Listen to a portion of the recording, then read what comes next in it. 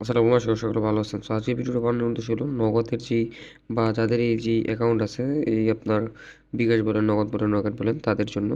কারণ হলো গিয়ে দেখা গেল অনেক সময় স্ক্যামার আপনাদেরকে কল দেয়, ঠিক আছে, বলে যে নগদ কোম্পানি থেকে কল দিছে, কিন্তু আপনারা এটা বোঝেন না। কিন্তু অরিজিনালি নগদ বা বিকাশের অফিস থেকে কল দেয়, তারা কিন্তু তাদের অফিসিয়ালি যেই হটলাইন নাম্বার আছে ওই নাম্বার থেকেই কল দিবে, ঠিক আছে। জীবনেও এই যে আপনার 013 বা 018 এইসব নাম্বার থেকে কল দিবে না। যেমন ধরুন নগদে 16167 ওইটা থেকে দেবো, আর বিকাশে দিলে 247 নাকি জেনে আছে একটা ওইরকম নাম্বার থেকে দেবো।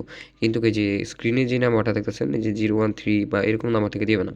যেমন ধরুন এই যে আজকে আমার এখানে একটা মোবাইল একটা মেসেজ আসছে, আমি দেখাই। প্রিয় নগদ গ্রাহক, আহ, সন্দেহজনক লেনদেনের কারণে আপনার নগদ অ্যাকাউন্টটি সাময়িকভাবে বন্ধ করা হয়েছে। বাংলাদেশ ব্যাংক এবং নীতিমালা অনুসারে সঠিক তথ্য পর dot dot dot dot dot, ঠিক আছে। এটা কিন্তু তাদের লেখা, ঠিক আছে। দেন আসছে এই নাম্বার থেকে 013 লাস্টে এরকম একটা নাম্বার থেকে আসছে, ঠিক আছে। যদি এখান থেকে যদি নগদ অফিসে দিত, তাহলে কিন্তু জীবনও এইভাবে মেসেজ মানে এই নাম্বারে, ঠিক আছে, যে নাম্বারটা আছে, ঠিক আছে, এই নাম্বারে কিন্তু আসতো না, ঠিক আছে।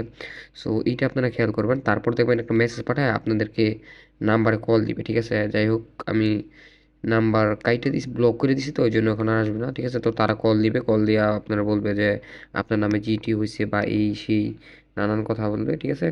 এগুলা বললে আপনাকে বিভিন্নভাবে বিভ্রান্তরে আপনার কোড বলবে যে আপনার জিটি কোড এই সেই, আপনি আপনার পিন নাম্বারটা বা আপনার পিন নাম্বার বলতে হবে না, এটা কে লোকে শেয়ার করে না এই সেই বললে, যেমন তারা পৌঁছে দিব, বলবো যে হটলাইন ব্যস্ত আছে দেখে আপনার করে বাইরের নাম্বারটা কল দিছে এই সেই, ঠিক আছে। তারপর বললে আপনাদেরকে আপনার পিন নাম্বার যেটা আছে ওইটার সাথে বিভিন্ন যোগ করতে পারে, ঠিক আছে।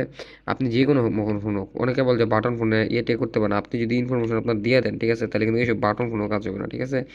ওই আপনার নিয়ে যাবে, ঠিক আছে, স্মার্টফোন হোক বা বাটন ফোন হোক, আপনি যদি আপনার ইনফরমেশন দিয়ে দেন তাহলে কিন্তু কাজ হবে না। সো সবাই একটু সুরক্ষিত থাকবেন এইসব বিষয় থেকে, এড়িয়ে চলবেন, ঠিক আছে। কারণ নগদ অফিস বা বিকাশ অফিস থেকে কল আপনারে সহজে দেওয়া হবে না। আপনার যদি অ্যাকাউন্ট বন্ধ হয় তারা আপনাকে জানা দিবে, আপনি লেনদেন করতে পারবেন না, ঠিক আছে, এতটুকুই, ঠিক আছে।